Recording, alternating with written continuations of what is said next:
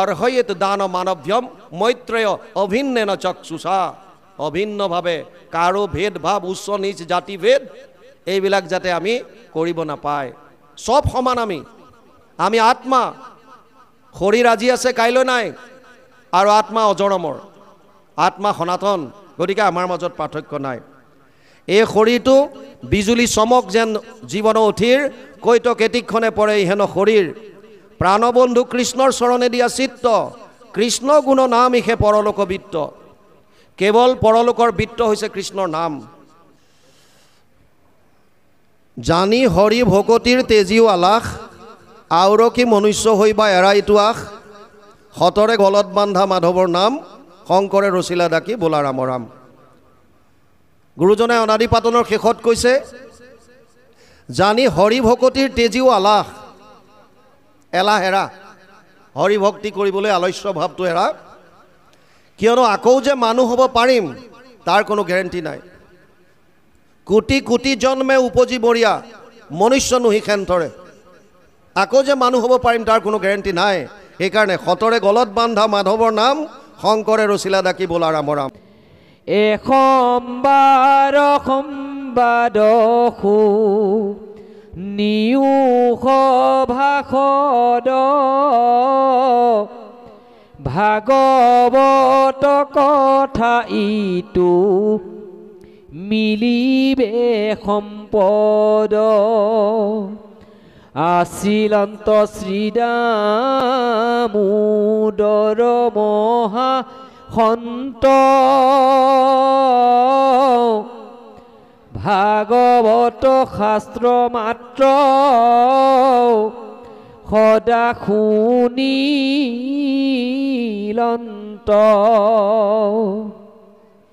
পৰম কৰোণাময় প্ৰেমৰ মূৰ্তি, যাক দেখি পাপী সবু লভিল মুকুতি।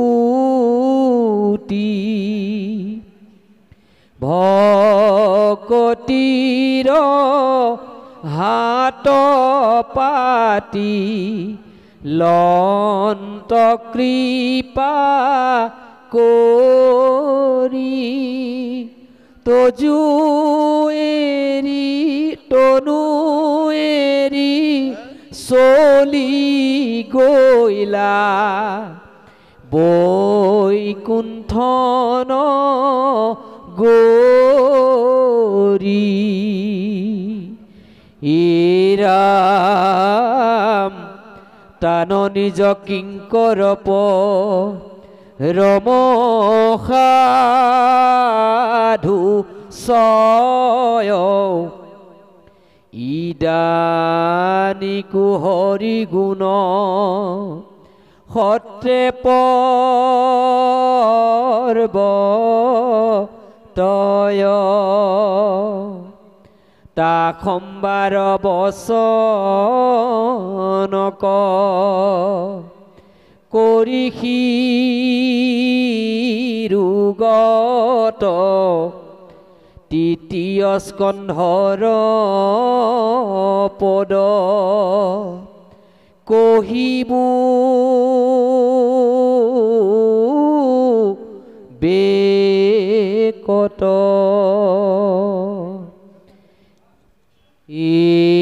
ৰাম শ্ৰীমন্ত শংকৰ আদি সাধু বসত, যদি পদ নিবন্ধিয়া আচৈনা নামত, তথাপিতো তাৰাৰ সৃষ্ট যে নপাওঁ, সাধু সমস্তৰ বাক্যে তাকে জোৰাও হেন জানি সাধু খব এৰি মোৰ দুখ হৰি যশ ৰস শুনি হুয়ুক সন্তোষ ইটো মহাভাগৱত সৰ্ববেদ সাৰ আৰ কোন জনে অৰ্থ কহি পাৱ পাৰ তথাপিতো অন্ত জামি তুমি কি পাময় জিমতে শিশুৱাতে বেতেনে কৰিবুনি নয় পোষণ পক্ষীয়ে যেন বাক্য ভাষা কয় তাক শুনি সৰ্বলোকে আনন্দ কৰয় বিচাৰত পুনু কিছু জ্ঞান নাহি তাত মোৰো সেহি পতন্তৰ কহিলো সাক্ষাৎ ইৰাম সিংহৰ আক্ৰান্ত দেখি মুখে কৰে তাই গৰুৰক দেখি যেন পতংগ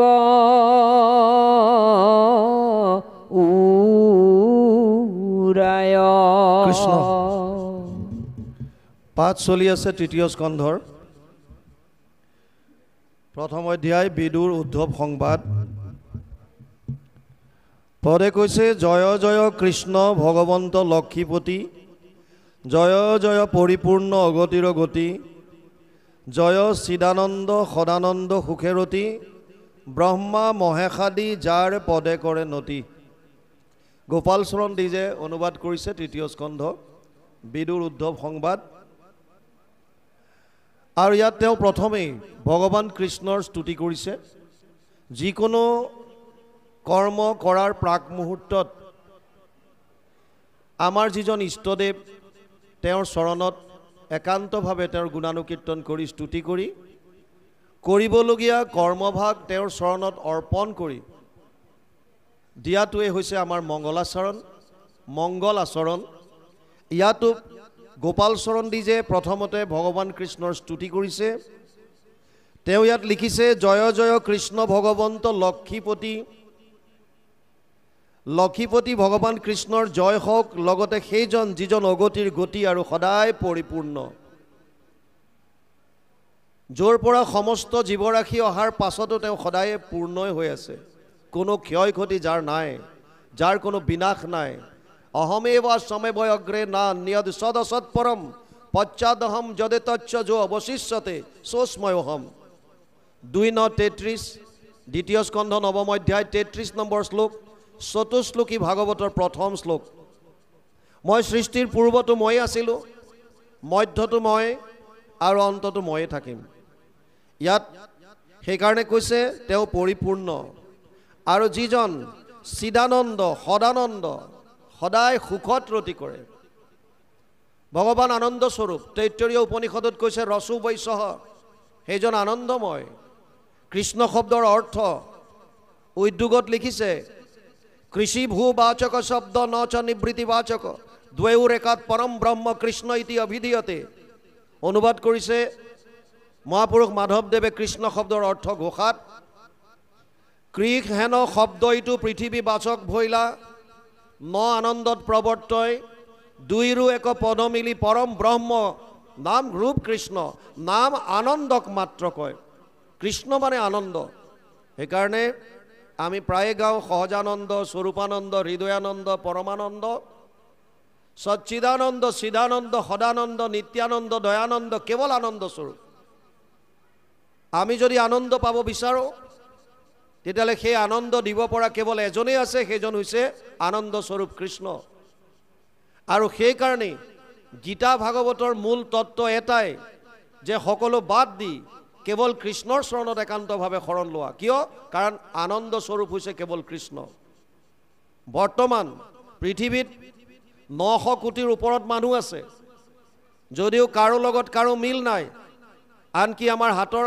আঙুলিৰ ছাপকেইটাও কাৰো লগত কাৰো নিমিলে তথাপিও ইমান বৈষম্যতাৰে ভৰা এখন সংসাৰত এটা বস্তুৰ মিল আছে সেইটো হৈছে আমাক সকলোকে আনন্দ লাগে সুখ লাগে আমি ৰাতিপুৱাৰ পৰা ৰাতিলৈকে যি কৰ্ম কৰিছোঁ উদ্দেশ্য এটাই কেৱল আনন্দ চোৰে চুৰ কৰিবলৈ গৈছে নিজৰ শৰীৰটোৰ কথা চিন্তা নকৰি কিয় আনন্দ এক্সট্ৰিমিষ্ট উগ্ৰবাদীবিলাক জংঘলত ঘূৰি আছে কিয় আনন্দ বিচাৰি দেশ আমাৰ মতে স্বাধীন কৰি আমাৰ মতে চলাম আমি আনন্দ পাম ভিখাৰী হওক ৰজা হওক ধনী হওক দুখীয়া হওক জ্ঞানী হওক অজ্ঞানী হওক কেৱল এটা বস্তুৰ সন্ধানত আমি দিন ৰাত একাকাৰ কৰি আছোঁ সেইটো হৈছে আনন্দ আৰু আনন্দ ক'ত পাম তিনিটা মূল তত্ত্ব আছে ভগৱান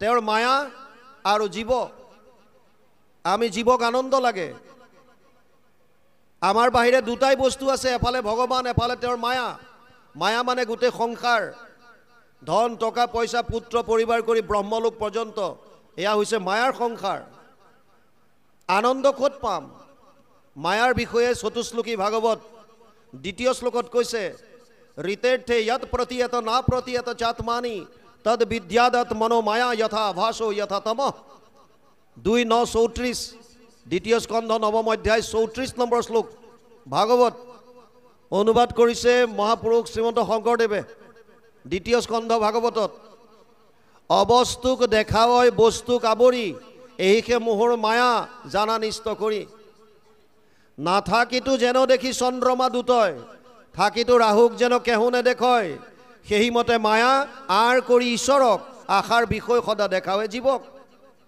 সুন্দৰভাৱে বৰ্ণনা কৰিছে ভাগৱতত অবস্তুক বস্তু কৰি দেখুৱাই আছে মায়াই আৰু আমি তাতে ভুল গৈছোঁ যদিও জানিছোঁ যে যি বস্তুত আমি আনন্দ বিচাৰিছোঁ এইবিলাক আজি আছে কাইলৈ নাই আজি আপোনাৰ কাৰণে য'ত আনন্দ আছে কাইলৈ সেই বস্তুটোত আপুনি আনন্দ নোপোৱা হ'ব যিটো বস্তুৱে আজি ভাবিছে যে মোক জীৱনৰ আটাইতকৈ সুখ দিছে কাইলৈ হয়তো সেই বস্তুটোৱে আপোনাৰ দুখৰ কাৰণ হ'ব কাৰণ এইবিলাক ক্ষণস্থায়ী চিৰন্তন সনাতন পৰম আনন্দ যদি কিবা আছে সেয়া হৈছে ভগৱান কৃষ্ণ ৰসো বৈশহ বেদত কৈছে তৈত্তৰীয় উপনিষদত কৈছে আনন্দ স্বৰূপ আৰু আমি এই সংসাৰতে বিচাৰি আছোঁ ধন টকা পইচা পুত্ৰ পৰিবাৰ ঘৰ দুৱাৰ ইত্যাদি ইত্যাদি কেৱল আনন্দ বিচাৰি পেলাই মায়াক চলাত কৰি ফুৰিছোঁ মায়াৰ সংসাৰত আৰু যিটো সত্য শুদ্ধ মাৰ্গ ভাগৱতে দিছে গীতাত দিছে গাই আছোঁ শাস্ত্ৰৰ উত্তম গীতা ভাগৱতে কৈছে যদি আনন্দ লাগে আনন্দ মূৰ্তিত শৰণ লোৱা আৰু আনন্দ মূৰ্তি কোন ইয়াত গোপাল চৰণ দি যে লিখিছে চিদানন্দ সদানন্দ যিজনে সদায় সুখত ৰতি কৰি আছে ব্ৰহ্মা মহেশ আদি যাৰ পদে কৰে নতি ব্ৰহ্মা শিৱয়ো যাৰ চৰণত সদায় সেৱা কৰে সেইজন ঈশ্বৰ কৃষ্ণক প্ৰথমতে স্তুতি কৰিছে জয় নন্দ নন্দন গোবিন্দ গুণধাম জয় গোপ বধূজন মনোভিৰাম নন্দৰ নন্দন যিজন গোবিন্দ যিজন গোপ বধূসকলৰ জন মন সকলোৰে প্ৰাণ কেন্দ্ৰ গোপবধূ মানে গোপীসকলৰ প্ৰাণ ভগৱান কৃষ্ণৰ বাহিৰে গোপীয়ে একো গম নাপায় প্ৰেম ভকতিৰ শ্ৰেষ্ঠ উদাহৰণ যদি কিবা আছে তেতিয়াহ'লে গোপী প্ৰেমৰ কথা উদাহৰণ দিয়ে তাতকৈ বেলেগ একো নাই এবাৰ এজনী গোপীয়ে যমুনাৰ পাৰত বহি ধ্যান কৰি আছে। নাৰদ আহিল। নাৰদে ক'লে, নাৰায়ণ নাৰায়ণ, হে দেৱী, কাৰ ধ্যান কৰিছা? তেওঁ চকু মেলি চালে, দেখিলে নাৰদ, দেৱৰ্ষি নাৰদ। দেৱৰ্ষি নাৰদে ক'লে, কাৰ ধ্যান কৰিছা? যিজন কোটি কোটি ব্ৰহ্মাণ্ডৰ অধিকাৰী ভগৱান কৃষ্ণ, সেইজন দেখোন তোমালোকৰ ঘৰে ঘৰে মাখন বিচাৰি বিচাৰি তোমালোকে যেনেকৈ নচুৱাব বিচৰা তেনেকৈ নাচি ফুৰে, আৰু সেইজন তোমালোকৰ ঘৰত থকাৰ পাছত তুমি আকৌ যমুনাৰ তীৰত আহি কাক ধ্যান কৰিছা? গোপীগৰাকীয়ে কৈছিল, হে দেৱৰ্ষি নাৰদ, মোক তাৰ কথা নক'বা। কিয়? এই কৃষ্ণ বোলাটোৱে মোৰ ঘৰ গোটেই শেষ কৰি দিছে। কিহৰ কাৰণে? ৰাতিপুৱা মই যেতিয়া গাখীৰ খীৰাওঁ, তেতিয়া কৃষ্ণই আহি মুখখন মেলি কয়, হে দেৱী, মই পিয়াহত আছোঁ, মায়ে গাখীৰ খাবলৈ দিয়া নাই, মোক অলপ গাখীৰ খাব দিয়া। আৰু মুখখন মেলি মোৰ ওচৰত ৰৈ থাকে। মই অভাৰৰ পৰা ডাইৰেক্ট তাৰ মুখত দিওঁ। আৰু শাহুমাই আহি পেলাই মোক কয়, মৰতি কৰিছ কি? কি হ'ল? গাখীৰ মাটিত কিয় পেলাইছ? তেতিয়া মই চাওঁ যে কৃষ্ণ তাত নাই। মই গাখীৰ বহাই থওঁ উতলাবৰ কাৰণে, গৰমাবৰ কাৰণে। এই কৃষ্ণ বোলাটো আহি পেলাই মোৰ কোলাত উঠে, ইটো লাগে সিটো লাগে সিটো লাগে। আৰু শাহুমা আহি কয়, কৰিছ কি? গাখীৰ বহাই থলি, উতলি চব পৰিল। আৰু মই কওঁ যে এই কৃষ্ণ, কৃষ্ণ বুলি চাওঁ, কৃষ্ণ নাই। মোক গোটেই শেষ কৰি দিছে কৃষ্ণই। গতিকে মই এটা কাৰণে তপস্যা কৰিছোঁ, কৃষ্ণক পাবলৈ নহয়, হৃদয়ৰ পৰা কেনেকৈ উলিয়াব পাৰোঁ, কৃষ্ণক হৃদয়ৰ পৰা উলিয়াবৰ কাৰণে মই ধ্যান কৰিছোঁ। দেৱৰ্ষি নাৰদে ক'লে, হে দেৱী, মই তোমাৰ চৰণত সেৱা জনাইছোঁ, ধন্য। সেইকাৰণে ইয়াত কৈছে, গোপবধূজন মন অভিৰাম, জয় সৰ্ব মংগল উজ্জ্বল তনু শ্যাম, তজুপাদ পদ্মে কৰোঁ অশেষ প্ৰণাম। যাৰ উজ্জ্বল শ্যাম বৰণীয়া তনু, সেইজনৰ পাদপদ্মত অশেষ প্ৰণাম জনাইছে। নমো নমো হৰিকোটি ব্ৰহ্মাণ্ড নায়ক, নমো নমো প্ৰাণতাত সুবংশী বায়ক। যিজন কোটি কোটি ব্ৰহ্মাণ্ডৰ অধিপতি নায়ক, যিজনে বংশী বাদক, যিজন নমো মহেশ্বৰ কন্দৰ্পৰ দৰ্পহাৰী, যিজনে ইন্দ্ৰৰ দৰ্প হৰণ কৰিছিল, সেইজনৰ প্ৰণামো গোপাল গোবৰ্ধন গিৰিধাৰী, যিজনে গোবৰ্ধন পৰ্বত 7 দিন 7 ৰাতি এই কেৱা আঙুলিৰ দ্বাৰা দাঙি ধৰিছিল, সেইজনৰ চৰণত প্ৰণাম কৰিছোঁ। মোৰ নিজ ইষ্টদেৱ শ্যাম গুণনিধি, এক মনোৰথ মোৰ কৰিয়োক সিদ্ধি।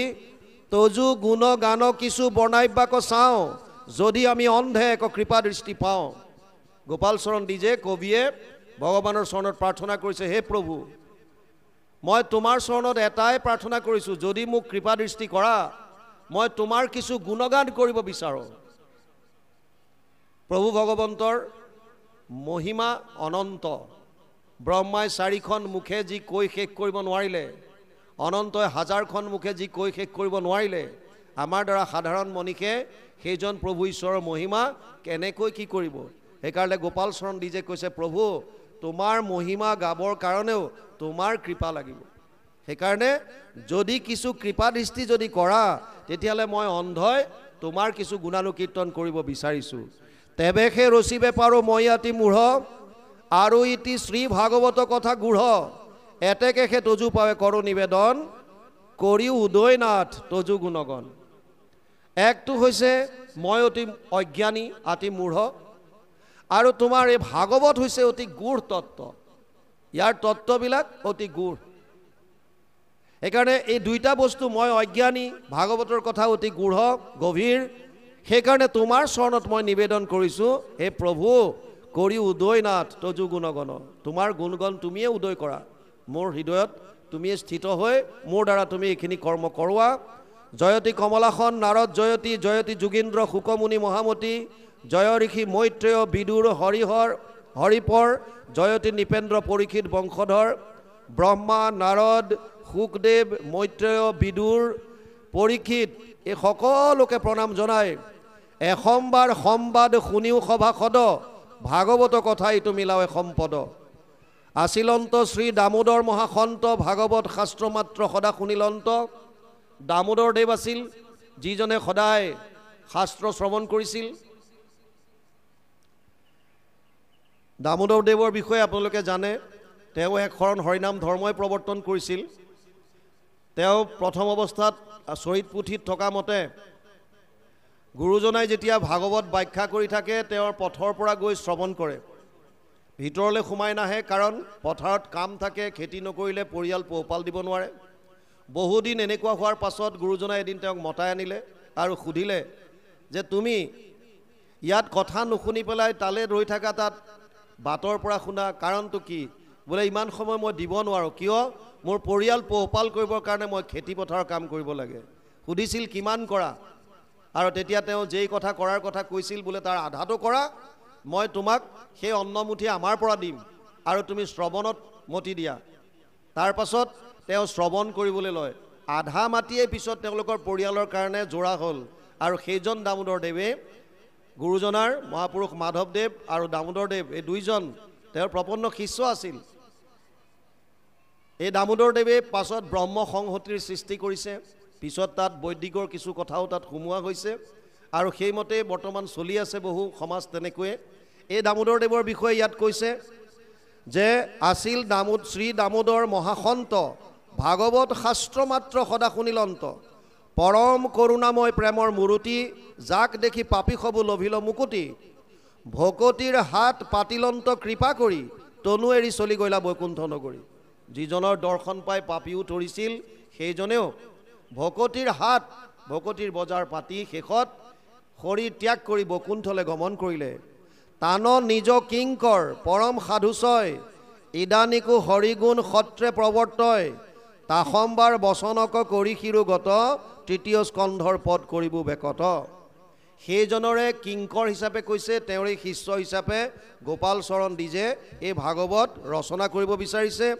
শ্ৰীমন্ত শংকৰ আদি সাধু সব যত, যদি পদ নিবন্ধিয়া আছৈ নানামত, তথাপিতো তাৰ উচিষ্ট যেন পাওঁ, সাধু সমস্তৰ বাক্যে তাকেহে জোৰাওঁ। যদিও মহাপুৰুষ শ্ৰীমন্ত শংকৰদেৱে ভাগৱত আমি প্ৰথমে কৈছিলোঁ তেওঁ আটাইকেইটা স্কন্ধ অনুবাদ কৰা নাই, প্ৰথম কৰিছে, দ্বিতীয় কৰিছে, তৃতীয়ৰ অনাদি পাতন চোৱা কৰিছে, আৰু ষষ্ঠৰ অজামিল উপাখ্যান, অষ্টমৰ বলিচলন সাগৰ মন্থন, দশমৰ আদি চোৱা, একাদশ স্কন্ধ, দ্বাদশ স্কন্ধ এয়া মহাপুৰুষ শ্ৰীমন্ত শংকৰদেৱে কৰিছে। বাকীখিনি গোপাল চৰণ দি, জ্বলন্ত কন্দলী, অনিৰুদ্ধ দেৱ এওঁলোকে কৰা। ইয়াত সেইকাৰণে লিখিছে, হেন জানি সাধু সব এৰি মূৰ দুখ, হৰি যশ ৰস শুনি হুয়ুক সন্তোষ, ইটো মহাভাগৱত সৰ্ববেদ সাৰ, আৰু কোনো জনে অৰ্থ কহি পাৱে পাৰ। আমি প্ৰথমেই কৈছিলোঁ সৰ্ববেদান্ত সাৰম হি শ্ৰী ভাগৱতম ইষ্যতে, য়শ্বৰ ৰসামৃত তৃপ্তস্য নান অন্যত্ৰ ৰতি ক্বচিত। 12, 13, 15 দ্বাদশ স্কন্ধ ত্ৰয়োদশ অধ্যায় 15 নম্বৰ শ্লোক অনুবাদ কৰি থৈছে মহাপুৰুষ মাধৱদেৱে ঘোষাত। সমস্ত বেদান্ত সাৰ ইটো ভাগৱত শাস্ত্ৰ, আৰু ইয়াতো কবিয়ে কৈছে ইটো মহাভাগৱত সৰ্ববেদ সাৰ, আৰু কোনোজনে অৰ্থ কহি পাৱে পাৰ। ইয়াৰ অৰ্থ কোনজনে কৰিব পাৰিব? তথাপিতো অন্তৰ্যামী তুমি কৃপাময়, যিমতে শিকোৱা তেনে কৰিব নিৰ্ণয়, পোষণ পক্ষীয়ে যেন বাক্য ভাষা কয়, বিচাৰত পুনু কিছু জ্ঞান তাক শুনি সৰ্বলোকে আনন্দ কৰে। পালন কৰা, ঘৰত পুহি থকা চৰায়ে যেনেকৈ কথা ক'বলৈ শিকে, যেনেকৈ ভাটৌ, মইনা ইত্যাদিবিলাক চৰাই ৰাখি আমি কথা ক'বলৈ শিকালে যেনেধৰণে শিকোৱা হয়, তেনেধৰণে তেওঁলোকে কথা উচ্চাৰণ কৰিব পাৰে, কিন্তু তাৰ তত্ত্ববিলাক গম নাপায়। যেনেকৈ এবাৰ এখন আশ্ৰমত এজন ঋষিয়ে কেইটামান ভাটৌ চৰাই পুহিছিল, আৰু চৰাইকেইটাক ক'বলৈ শিকালে যে আশ্ৰমৰ বাহিৰলৈ নাযাবি, আশ্ৰমৰ বাহিৰলৈ নাযাবি। চৰাইকেইটাই কোৱা আৰম্ভ কৰিলে, ক'ব পৰা হ'ল, আৰু মুখেৰে উচ্চাৰণ কৰে আশ্ৰমৰ বাহিৰলৈ নাযাবি, আশ্ৰমৰ বাহিৰলৈ নাযাবি। তাৰ পাছত চৰাইকেইটাক শিক্ষা দিলে, চিকাৰীয়ে জাল পাতিলে সেইফালে নাচাবি। ভাটৌকেইটাই মতা আৰম্ভ কৰিলে, আশ্ৰমৰ বাহিৰলৈ নাযাবি, চিকাৰীয়ে জাল পাতিলে সেইফালে নাচাবি। তাৰ পাছত সিহঁতক শিক্ষা দিলে, আশ্ৰমৰ বাহিৰলৈ নাযাবি, চিকাৰীয়ে জাল পাতিলে সেইফালে নাচাবি। তাত যদি চাউল থাকে, তাত যদি চাউল দেখ সেয়া নাখাবি। আৰু ভাটৌকেইটাই মাতিছে, আশ্ৰমৰ বাহিৰলৈ নাযাবি, চিকাৰীয়ে জাল পাতিলে সেইফালে নাচাবি, তাত যদি চাউল দেখ সেয়া নাখাবি। কিন্তু এদিন মুখেৰে গাই আছে আশ্ৰমৰ বাহিৰলৈ নাযাবি, আৰু আটাইকেইটা আশ্ৰমৰ বাহিৰলৈ উৰি গৈ আছে। চিকাৰীৰ জাল এখন দেখিছে, মুখেৰে গাই আছে চিকাৰীয়ে জাল পাতিলে সেইফালে নাচাবি, কিন্তু চাইছে। আৰু তাত চাউল দেখিছে, মুখেৰে গাই আছে তাত যদি চাউল আছে সেয়া নাখাবি, কিন্তু খাবলৈ গ'ল আৰু যাওঁতে চিকাৰীৰ জালত ফচিল। চিকাৰী আহি আটাইকেইটাক ধৰি বান্ধি যেতিয়া বেগত ভৰাই লৈ গৈছে, তেতিয়াও ভাটৌকেইটাই গাই গৈছে কি বুলি? আশ্ৰমৰ বাহিৰলৈ নাযাবি, চিকাৰীয়ে জাল পাতিলে সেইফালে নাচাবি, তাত যদি চাউল থাকে সেয়া নাখাবি। তাৰমানে পোষণ পক্ষীয়ে যেনেকৈ বাক্য কয় তাৰ তত্ত্বটো সিহঁতে বুজি সিমান নাপায়, যেনেকৈ শিকায় তেনেকৈ কয়। ইয়াত কবিয়ে কৈছে, বৰ সুন্দৰ উদাহৰণ দিছে এইটো। পোষণ পক্ষীয়ে যেন বাক্য ভাষা কয়, তাক শুনি সৰ্বলোকে আনন্দ কৰয়। ভাটৌৱে কথা ক'লে শুনি ভাল লাগে, কিন্তু বিচাৰত কোনো কিছু জ্ঞান নাহি তাত ভাটৌৰ একো জ্ঞান নাই।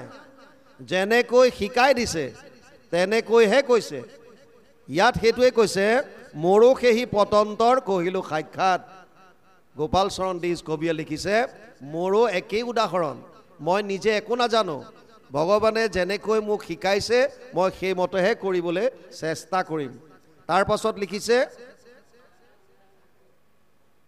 সিংহৰ আক্ৰান্ত দেখি মুখে কৰে তাই, গৰুৰক দেখি যেন পতংগ উৰাই, দেখি পদ পূৰ্বাপৰ সাধু সমস্তৰ, মোৰো জানা ভৈল আশা সেহি পতন্তৰ।